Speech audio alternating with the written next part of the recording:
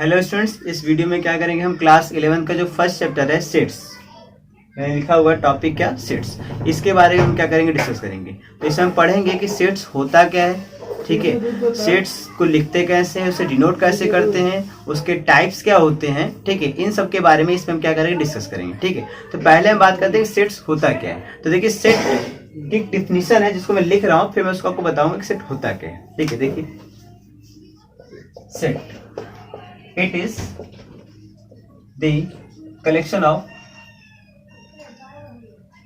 well defined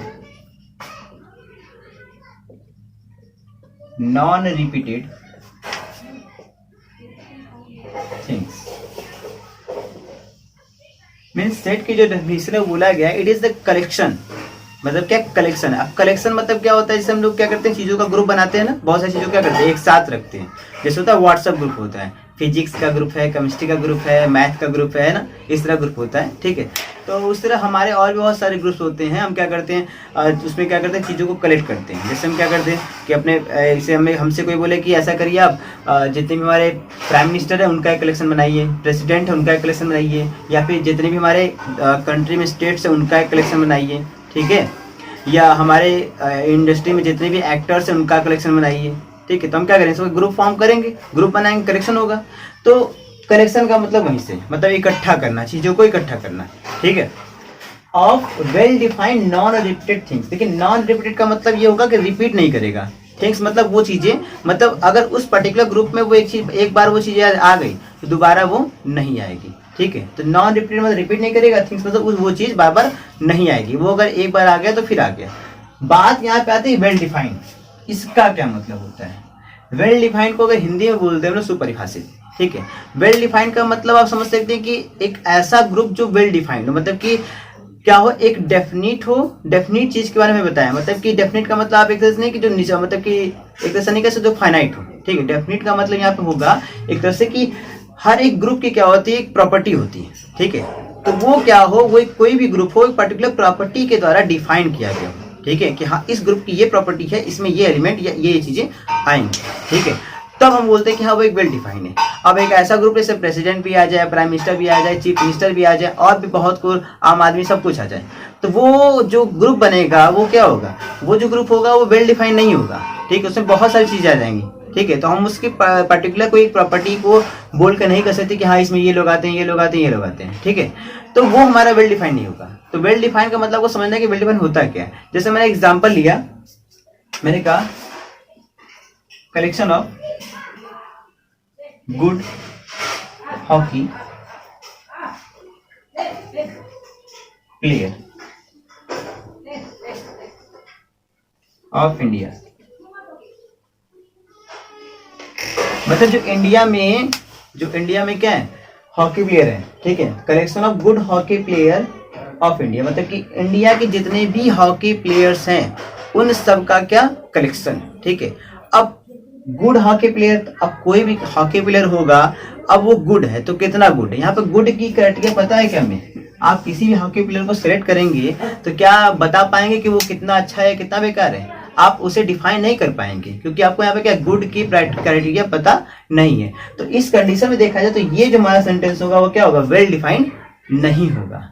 तो इसलिए क्या होगा, सेट भी नहीं होगा। ठीक है, ध्यान रखिएगा। लेकिन अगर आपसे ऐसे कर दें collection of all boys in your class, मतलब आपके क्लास में जितने भी बॉयज हैं, आपके क्लास में जितने भी बॉयज हैं उन सब का क्या करिए, कलेक्शन करिए। ठीक है, तो जब उन सब का कलेक्शन करेंगे तो जो एक कलेक्शन होगा उसमें कौन आएगा, आपके क्लास के केवल जितने भी लड़के होंगे वही आएंगे और कोई नहीं आएगा। तो ये क्या होगा, एक वेल डिफाइन होगा। ये क्या होगा, एक वेल डिफाइंड होगा। तो इसलिए क्या होगा, सेट होगा। लेकिन अगर यहीं पर इसको थोड़ा सा चेंज करते हैं, collection of all good boys in your class, अब देखिए आपको क्या होगा, इसमें छांटना पड़ेगा कि आपके क्लास में लड़के तो आते हैं लेकिन उसमें से गुड कौन है। तो अब बताइए, आज आपको सिलेक्ट करना होगा गुड के लिए, तो कौन से बॉयज गुड, मतलब जो आपके क्लास में बॉयज हैं वो गुड होंगे तो गुड की कुछ क्राइटेरिया होगी, इसके नाम पे क्या करेंगे, हम सबको सिलेक्ट करेंगे। अब ऐसा तो नहीं सबको हम सिलेक्ट कर लेंगे, यहाँ पर जो गुड की क्राइटेरिया वो डिफाइन नहीं है। तो उस कारण क्या करेंगे, सेलेक्ट किसी को नहीं कर पाएंगे, इसलिए तो इस कंडीशन में क्या होगा, ये जो होगा सेट नहीं होगा। तो सेट होता क्या है ये आपको तो समझ में आ गया होगा। अब देखिए इस एग्जांपल को, बहुत सारे एग्जांपल जब करते जाएंगे तो ये आपको क्लियर होता जाएगा, ठीक है। देखिए तो ये तो हो गया हमारा सेट, ठीक। सेट होता है क्या, अब देखिए सेट को क्या करते हैं हम लोग, कैपिटल लेटर से नोट करते हैं। जैसे कैपिटल लेटर होता है ए बी सी डी, इन सब से क्या करते हैं, डिनोट करते हैं। और जो सेट के एलिमेंट होते हैं उसे हम स्मॉल लेटर, ठीक है, इन सब से क्या करते हैं, डिनोट करते हैं। सेट को कैपिटल लेटर से, सेट के एलिमेंटों को स्मॉल लेटर से। अब कोई एलिमेंट, ठीक है, एलिमेंट कहे चाहे थिंग्स की बात है की है। अब एलिमेंट कोई भी है अगर किसी सेट ए में आता है, ठीक है, अगर किसी सेट ए में आता है तो बात यह आती है उससे हम कैसे बताएंगे, ठीक है, उसे हम कैसे बताएंगे। तो जैसे मान लीजिए ये हमारा है, एक हमारा ये होता है, इसका मतलब होता है बिलोंग्स टू, इसका मतलब होता है नॉट बिलोंग्स, ठीक है, इसका मतलब होता है बिलोंग्स टू, इसका मतलब होता है नॉट बिलोंग्स, ठीक है। तो जैसे मान लीजिए हमारे पास कोई एलिमेंट है ए, ये क्या कर रहा है, सेट ए से बिलोंग करता है, ठीक है, और ये सेट ए से बिलोंग नहीं करता है।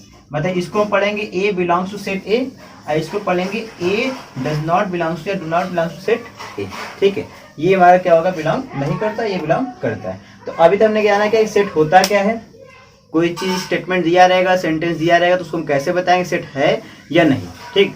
और दूसरा में जाए सेट को डिनोट कैसे करते हैं और उसके एलिमेंटों को डिनोट कैसे करते हैं, ठीक, ये हो गया। अब हम आगे पढ़ेंगे सेट को लिखने के, मतलब लिखने के 2 टाइप्स होते हैं, एक होता है हमारा सेट बिल्डर फॉर्म, दूसरा होता है रोस्टर फॉर्म, ठीक है। तो हम नेक्स्ट चलते हैं।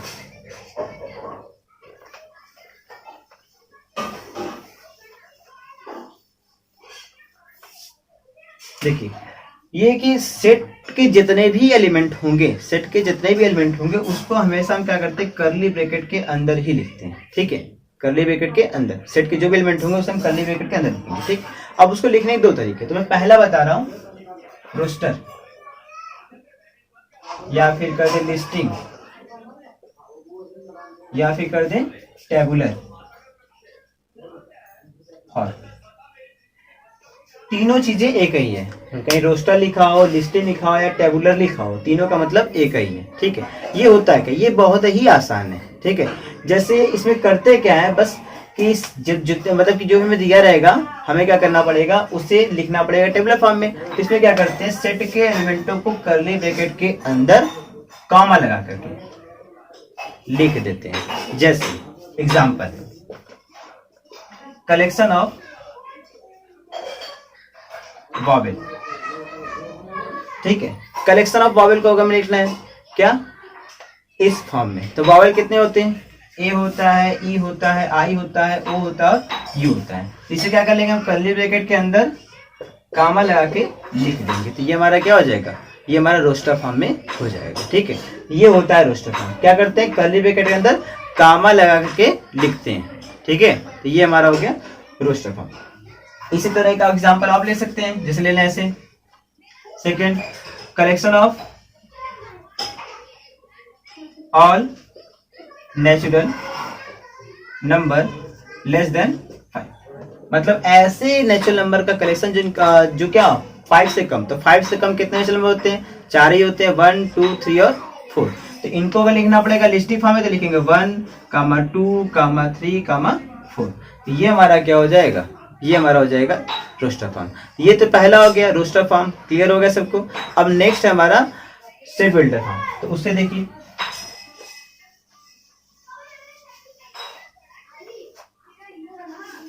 सेकंड हमारा क्या, सेट बिल्डर। अब देखिए सेट बिल्डर फॉर्म क्या होता है। सेट बिल्डर फॉर्म में क्या करते हैं हम, सेट जो भी दिया रहेगा और हमसे कहेगा उससे सेट बिल्डर फॉर्म में लिखिए, तो जो हमें दिया रहेगा कलेक्शन, उस कलेक्शन की क्या होती है, एक प्रॉपर्टी होती है, ठीक है। हमें क्या करना पड़ता है, उस प्रॉपर्टी को बस पकड़ करके इसमें लिख देना होता है। इसमें लिखने का तरीका क्या होता है, लिखते हैं ऐसे, those x such that x. अब एक्स जो भी इस सेट में आएंगे उनकी प्रॉपर्टी क्या है, अब प्रॉपर्टी भी यूनिक होनी चाहिए, ऐसी प्रॉपर्टी हो जिससे क्या हो, जो भी मैं कलेक्शन दिया वो पूरे के पूरे कलेक्शन इस सेट में आ जाए, तभी क्या होगा हमारा सही होगा। जैसे देखिए ये दिया हुआ है, और हमसे देखिए क्या है, ये आपको पता ही है किस फॉर्म में, रोस्टर फॉर्म में अभी हमने देखा है।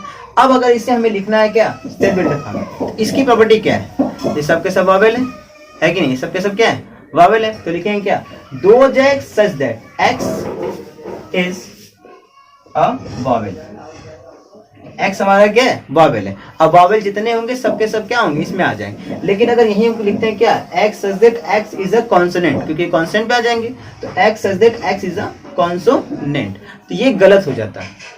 तब क्या होता है इसमें, इसके अलावा और भी सारे जितने भी थे सब के सब क्या आ जाते हैं, ठीक है। तो हमें देखना पड़ेगा जो भी मैं सेट दिया है उसकी प्रॉपर्टी क्या, एग्जैक्ट प्रॉपर्टी, एक ऐसी प्रॉपर्टी जो क्या उस सेट के पूरे एलिमेंटों को इसमें लिख दे। अब देखिए इस सेट में क्या है 1 2 3 4, अगर इसे हमें लिखना है कि इसमें सेट बिल्डर फॉर्म है, इसकी प्रॉपर्टी क्या है, ये सारे के सारे नेचुरल नंबर है, और नेचुरल नंबर क्या है 5 से कम वाले हैं, तो इसे हम क्या लिखेंगे, लिखेंगे those x such that x, ऐसे भी लिखते हैं सच दैट को, ऐसे भी लिखते हैं, ठीक है, ध्यान रखिएगा, x is a natural number less than 5, ये हमने लिख दिया, ये इसकी एक प्रॉपर्टी हो गई। तो यही होता है क्या, सेट बिल्डर फॉर्म, ठीक है। तो ये हमारा हो गया सेट, बता दिया मैंने कैसे नोट करते हैं, क्या होता है, ये हमारा खत्म। अब नेक्स्ट आएंगे क्या, टाइप्स ऑफ सेट। देखिए टाइप्स ऑफ सेट क्या होता है,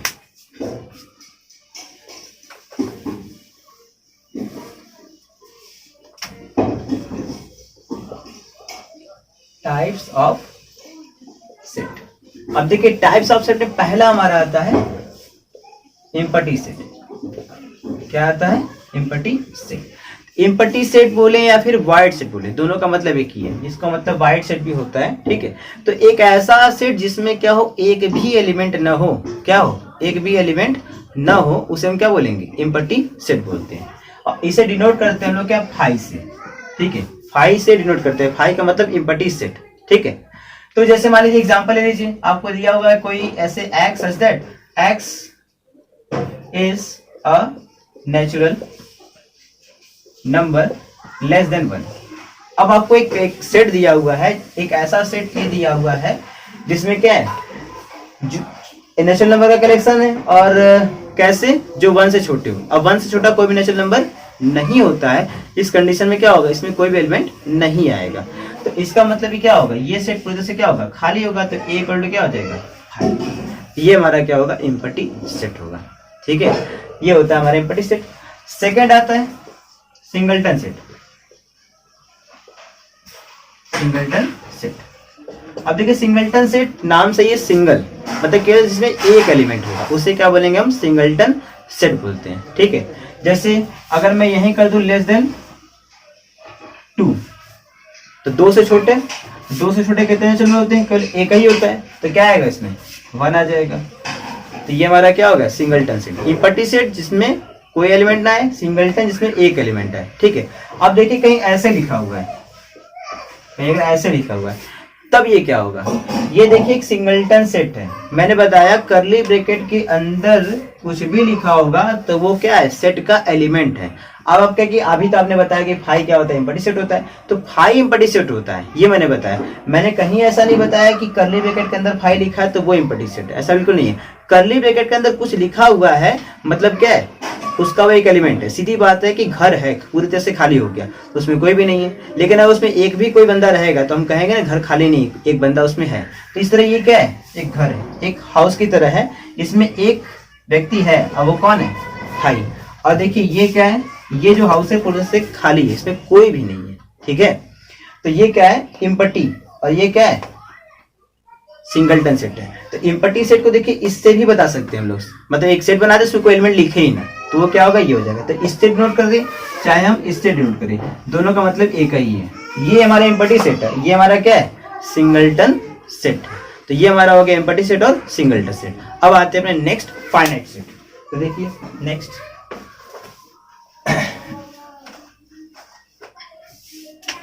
थर्ड है हमारा फाइनाइट सेट।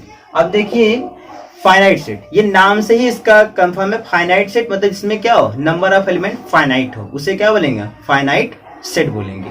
मतलब इसे हम काउंट कर सके, जैसे सेट दिया हुआ है इक्वल टू 1 2 3 और 4, कितने एलिमेंट है, 4 एलिमेंट है, काउंट करके बता पा रहे हैं, इसलिए क्या है फाइनाइट सेट है। ऐसे ले लीजिए a equal to 2gx such that x is N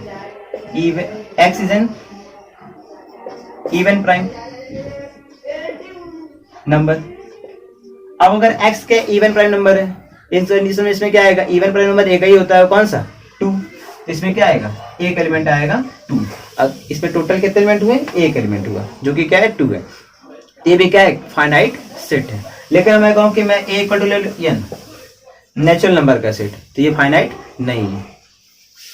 क्यों ले लूँ, या फिर इरेशनल नंबर ले लूँ, या फिर रियल नंबर ले लूँ, होल नंबर ले लूँ, इंटीजर है, r प्लस ले लूँ, r माइनस ले लूँ, ये सब के सब क्या है, फाइनाइट सेट नहीं है। इसमें एलिमेंटों को हम काउंट करके नहीं बता सकते कि कितने एलिमेंट हैं, ठीक है। तो ये फाइनाइट सेट नहीं है। तो इसमें एलिमेंट कितने हैं, इनफाइनाइट है। तो नेक्स्ट हमारा यही है, इनफाइनाइट सेट, ठीक है। तो ऐसे सेट, इनफाइनाइट सेट, ऐसे सेट जिसमें क्या नंबर ऑफ एलिमेंट इनफाइनाइट हो, काउंट ही ना कर पाए कितने हैं, ठीक है। मतलब नेचुरल नंबर कितने हैं, 1 2 3 4 डॉट डॉट काउंट करते जाइए, ढेर सारे मिलेंगे आपको। तो इस कंडीशन में देखा जाए तो ये सब क्या होंगे, इनफाइनाइट सेट। तो जिसमें एलिमेंट को काउंट करके बता पाएंगे वो फाइनाइट, जिसमें नहीं काउंट करके बता पाएंगे उसमें क्या होगा, इनफाइनाइट, ठीक है। तो ये सारे क्या इनफाइनाइट सेट के एग्जाम्पल होंगे, ठीक है। ये पूरे ठीक खत्म हो गया। तो ये हमारा फाइनाइट हो गया, हमारा इनफाइनाइट सेट हो गया। अब थर्ड, ये फोर्थ। अब फिफ्थ आते हैं। फिफ्थ बताने से पहले मैं आपको एक और चीज बताना चाहूंगा, उसको ध्यान से देखिएगा, बहुत इंपॉर्टेंट है।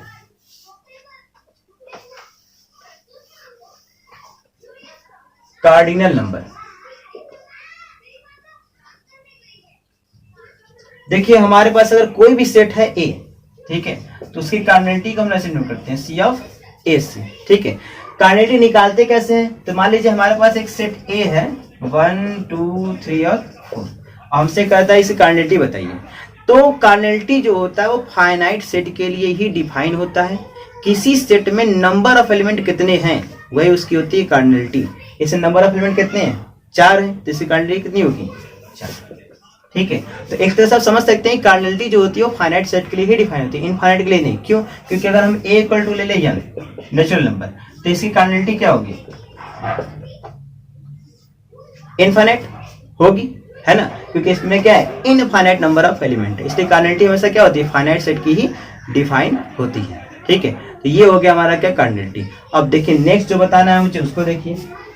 देखिए इसको बताने का मेरा मेन मकसद है क्योंकि इसके आगे का जो है बिना कार्डिनलिटी का आपको समझ नहीं आएगा, ठीक है। तो देखिए नेक्स्ट है हमारा इक्वल सेट।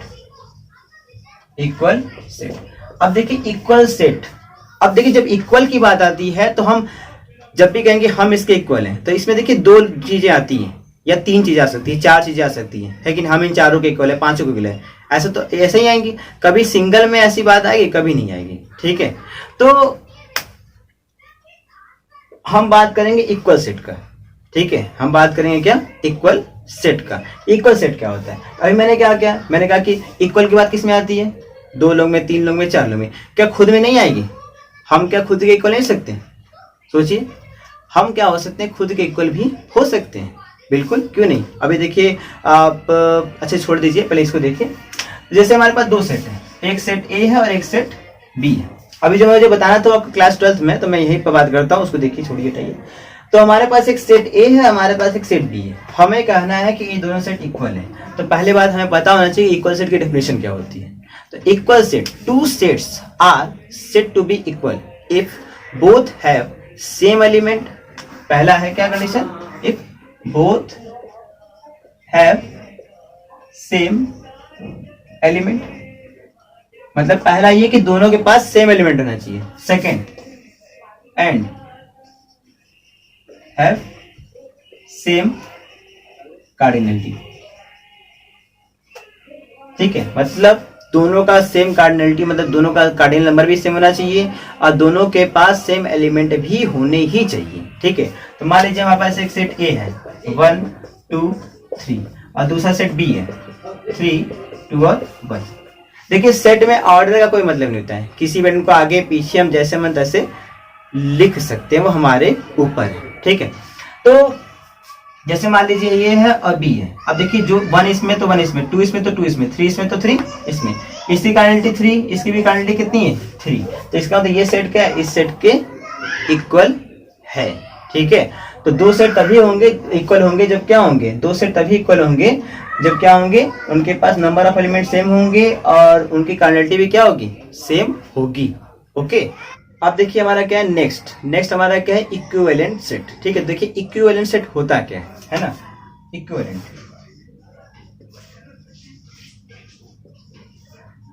अब देखिए दो सेट है, एक सेट ए है और एक सेट बी है, इसे हम दोनों क्या बोलेंगे, इक्विवेलेंट। कब, जब when both have same cardinality, मतलब दोनों के पास क्या होगा, सेम कार्डिनलिटी। कार्डिनलिटी का मतलब सेम नंबर ऑफ एलिमेंट दोनों के पास होने चाहिए। अब देखिए यहां पर क्या है, ए इक्वल टू ले लिया मैंने 1 2 3 और बी इक्वल टू ले लिया क्या 4 5 और 6। अब देखिए दोनों ही सेट में क्या है, नंबर ऑफ एलिमेंट कितने हैं, 3 इसमें भी है 3 इसमें भी है, तो दोनों की कार्डिनलिटी क्या होगी, सेम होगी। ठीक है, लेकिन क्या दोनों सेट इक्वल है, नहीं, एक क्राइटेरिया से फुलफिल कर रहा है इक्वल का, दूसरा फिल नहीं कर रहा है, और दूसरा क्या है, सेम एलिमेंट। और देखिए दोनों में क्या है, डिफरेंट एलिमेंट हैं। ठीक है, तो इक्विवेलेंट सेट क्या होगा, जिस भी दो सेट की या 3 सेट या 4 सेट की कार्डिनलिटी अगर सेम होगी तो वो क्या होंगे, एक दूसरे के इक्विवेलेंट होते हैं। ठीक है, ऐसा नहीं केवल एक दो ही सेट, बहुत सारे सेट आप ले सकते हैं। ठीक है, अगर उनकी कार्डिनलिटी सेम है तो क्या होंगे, इक्विवेलेंट होंगे, लेकिन इक्वल नहीं होंगे। तो यहां से देखिए हमें कंक्लूजन निकलेगा इक्वल सेट और इक्विवेलेंट सेट में कि जितने भी इक्वल सेट होंगे वो हमारे इक्विवेलेंट होंगे, क्योंकि देखिए क्या होगा, कार्डिनलिटी सबकी सेम होगी। लेकिन जितने भी इक्विवेलेंट सेट होते हैं वो इक्वल सेट नहीं होते हैं, ये आप नोट बना करके लिख सकते हैं। ठीक है, इंपॉर्टेंट चीज है। तो ये हमारा क्या होगा, इक्वल सेट, ये हो गया हमारा इक्विवेलेंट सेट। अब हम पढ़ते हैं नेक्स्ट, क्या है, सबसेट्स। देखिए इसको,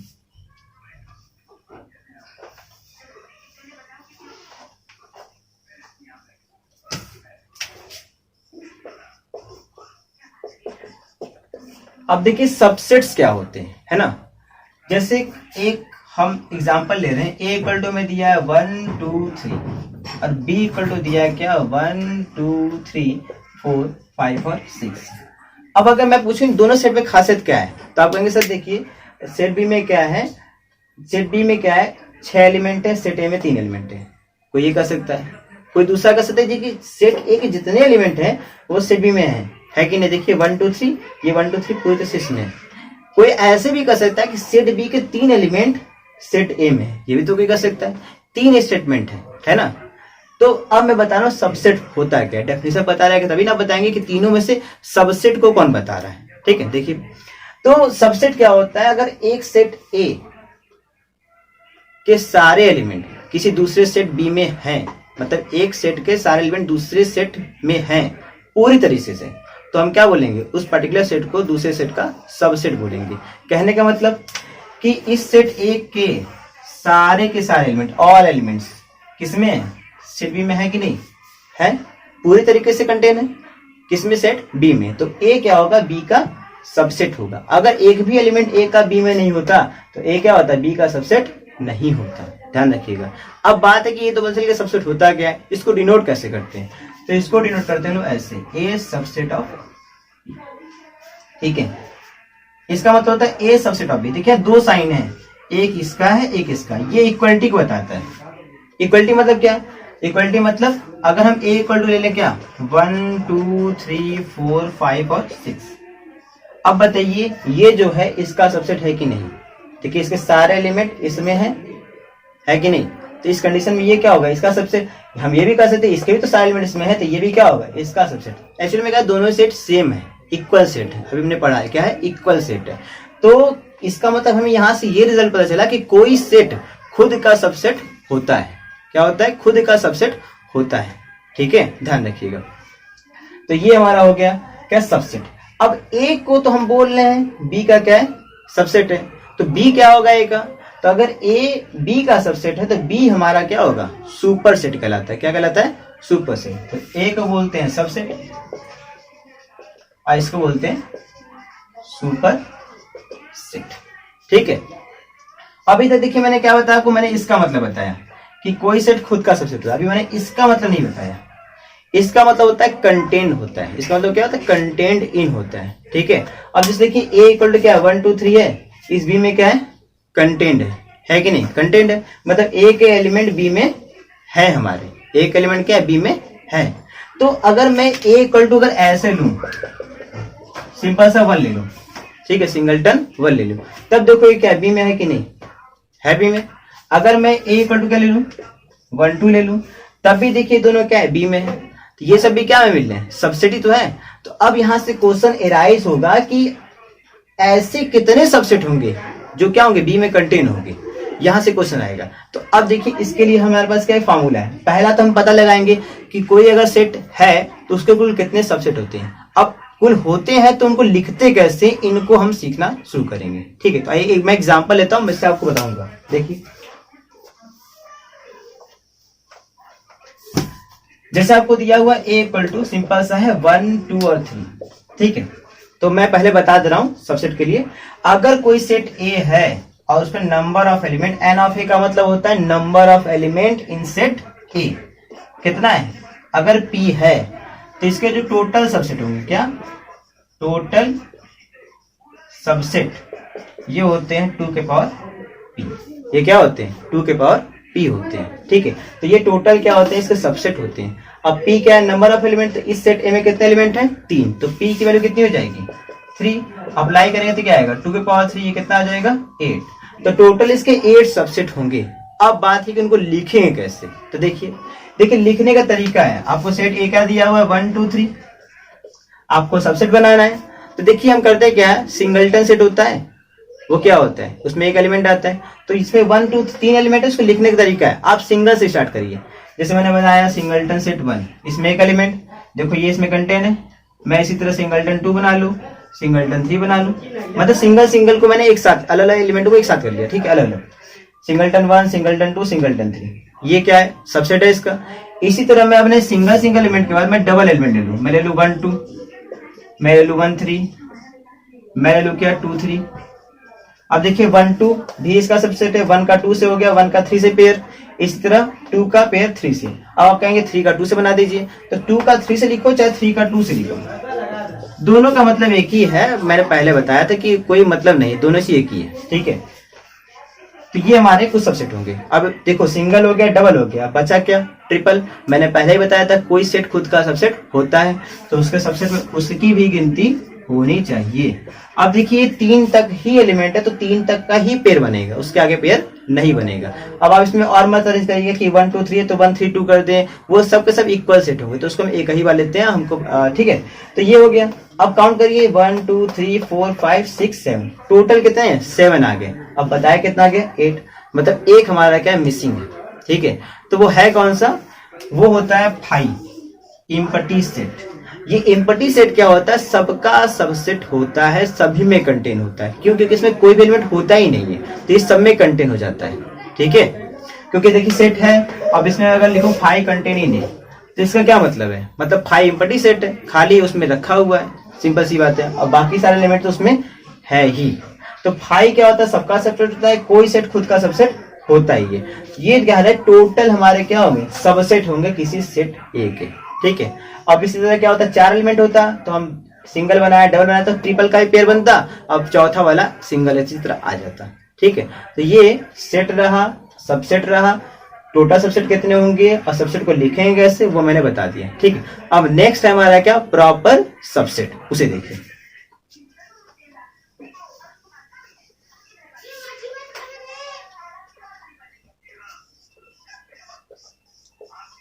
प्रॉपर सबसेट।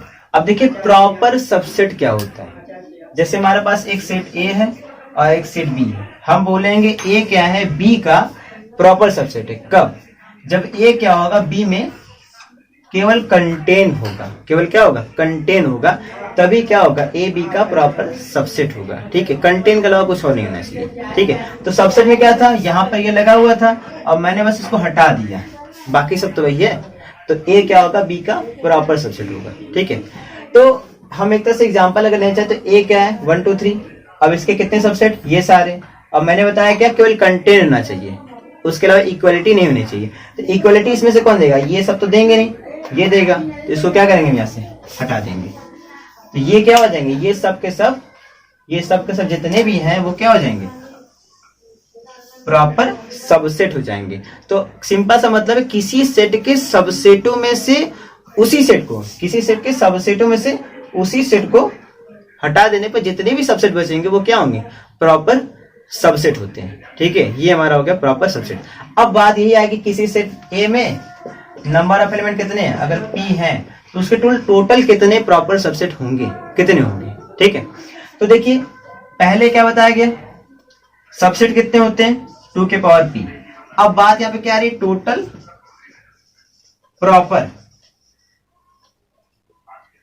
प्रॉपर सबसेट कितने होंगे। तो देखिए सबसेट में से क्या किया जा रहा है, बस एक ही एलिमेंट तो निकाला जा रहा है और कुछ नहीं, तो हम क्या करें, पूरे सबसेट में से 1 माइनस कर दें। अब देखिए इसमें 3 एलिमेंट, 2 का क्यूब 3, यानी कि ये कितना आएगा, 2 का क्यूब -1 है कि 8 - 1 7, और काउंट करिए कितने, 7 ही है। ठीक है, तो ये होता है प्रॉपर सबसेट और निकालते हैं ऐसे। क्या बताया मैंने प्रॉपर सबसेट को, मैं बताते रहा हूँ, किसी सेट के सबसेटों में से उसी सेट को निकाल देने पर जो सेट बचता है, जो सबसेट बचता है उसे क्या कहेंगे, प्रॉपर सबसेट करते हैं। ठीक है, ये हमारा हो गया प्रॉपर सबसेट। अब लास्ट है हमारा क्या, पावर सेट, तो उसे भी देख लीजिए आप।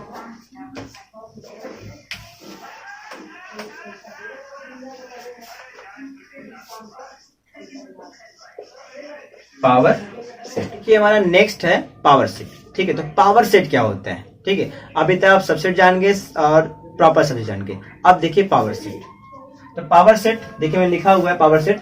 तो पावर सेट देखिए होता क्या है, किसी सेट, मतलब कोई हमारा सेट है ए, ठीक है, कोई हमारा क्या है, सेट ए है, उसके सबसेटों से जो सेट बनता है, मतलब हमने एक सेट लिया, जैसे लिया ना 1 2 3, इसके सारे मैंने क्या लिखे हैं, सबसेट लिखे हैं, एक छूटा हुआ उसको मैं पूरा कर दे रहा हूँ 1 2 और 3। ठीक है, अब देखिए ये टोटल सबसेट है, इन सबसेटों से क्या होगा, जो सेट बनेगा, और कोई अगर सेट है, कोई सेट बना तो वो क्या होता है, कर्ली ब्रैकेट के अंदर होता है। तो यहाँ क्या करेंगे, पहले कर्ली ब्रैकेट लगाएंगे, यहाँ भी लगाएंगे और आखिरी वाले पर भी लगाएंगे। ठीक है, तो अब देखिए यहाँ पर ये टोटल चीजें क्या होंगी, एक कर्ली ब्रैकेट के अंदर होंगे, तो ये क्या होंगे, एक सेट के एलिमेंट की तरह ट्रीट होंगी। मैंने पावर सेट का फिर क्या बताया कि a set which is formed by the subset of the set is called power set। मतलब वो सेट जो क्या होता है, किसी सेट के सबसेटों से बनता है, वो क्या होता है, पावर सेट होता है। ठीक है, तो ये हमारा पावर सेट। तो अब पावर सेट के लिए हमें किसी भी सेट का सबसेट लिखना आना चाहिए, अगर सबसेट नहीं लिख पाएंगे तो हम पावर सेट बना ही नहीं पाएंगे। तो किसी सेट, मान लीजिए हमारा सेट ए है, तो इसके पावर सेट को हम नोट करते हैं पी ऑफ ए से, तो ये क्या होगा, पी ऑफ ए हो जाएगा। ठीक है, ध्यान रखिएगा, ये हो गया पावर सेट। अब देखिए पावर सेट की खासियत क्या है, किसी सेट में कितने सबसेट होते हैं, जैसे मैंने ये 3 एलिमेंट, तो कितने सबसेट, 2 के पावर 3 8।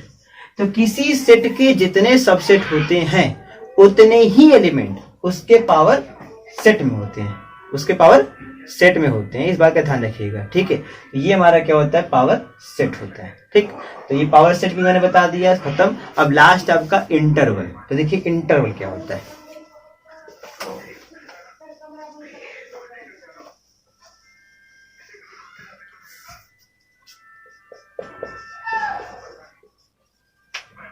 देखिए इंटरवल 2 तरीके के होते हैं, एक होता है ओपन और एक होता है क्लोज। ठीक है, एक क्या होता है ओपन इंटरवल होता है, एक क्या होता है क्लोज। दोनों होते क्या है, जैसे मान लीजिए मैंने एक 2 रियल नंबर लिया, ए और बी, ये दोनों क्या रियल नंबर है, और ए हमारा क्या है, बी से छोटा है, मतलब ए छोटा है और बी क्या है, बड़ा है, दोनों में से कोई ले सकते हैं। तो अब हम क्या करें, कोई एक्स ले, एक्स कोई रियल नंबर ले, और वो ऐसा रियल नंबर हो जो क्या हो, greater than or equal to A हो और लेस आर इक्वल टू क्या हो, बी हो। मतलब ऐसा रियल नंबर हो जो क्या हो, या तो ए हो या तो बी हो, या तो उनके बीच का हो, तो उसे हम क्या कहेंगे, उस पर्टिकुलर इंटरवल को हम बोलते हैं क्लोज इंटरवल। तो ये हमारा क्या होगा, एक क्लोज इंटरवल होगा। इसको क्लोज इंटरवल को हम ऐसे डिनोट करते हैं। ठीक है, डिनोट करते हैं। अब इक्वलिटी रह गई है, तो ये क्या होगा, ए, ये क्या होगा, बी। ठीक है, तो ए और बी ही इसमें नहीं है, ये एक इंटरवल है जिसमें क्या है, ए भी आता है बी भी आता है, और ए और बी के बीच जितने भी रियल नंबर हैं, और वो होते कितने हैं, इनफाइनाइट, तो infinite number of real numbers आते हैं। ठीक है, तो ये क्या होता है, क्लोज इंटरवल। अब क्लोज इंटरवल की खासियत क्या है कि जो एंड पॉइंट होते हैं, इनको एंड पॉइंट बोलते हैं हम लोग, ठीक है। ये दोनों ही दोनों क्या करते हैं, उस इंटरवल में लाई करते हैं, ठीक है। अब नेक्स्ट ओपन इंटरवल, सेम चीजें रहेंगी इसी तरह, बस यहाँ पे क्या होता है, x ग्रेटर देन a और लेस देन b हो जाता है, मतलब इक्वलिटी क्या हो जाती है, हट जाती है। इससे हम लोग ऐसे डिनोट करते हैं, ठीक है। ये तो ये हमारा क्या होता है, ओपन इंटरवल। इसमें केवल a और b नहीं है, a और b को छोड़ करके a और b के बीच जितने भी हमारे रियल नंबर होंगे वो सब के सब आते हैं। तो क्लोज और ओपन में डिफरेंस ये है कि क्लोज में क्या होता है, एंड पॉइंट लाई करते हैं, लेकिन ओपन वाले में एंड पॉइंट लाई नहीं करते हैं। ओपन इंटरवल को हम लोग ऐसे भी डिनोट करते हैं, ठीक है। ये भी क्या है, एक इंटरवल ही है, क्या है, एक इंटरवल ही है, ठीक है। ये भी ओपन है, ये भी क्या है, ओपन इंटरवल, दोनों का नोटेशन सेम है, ठीक है। दोनों ही क्या कहते हैं, ओपन इंटरवल को ही बताते हैं, किसी और को नहीं बताते हैं।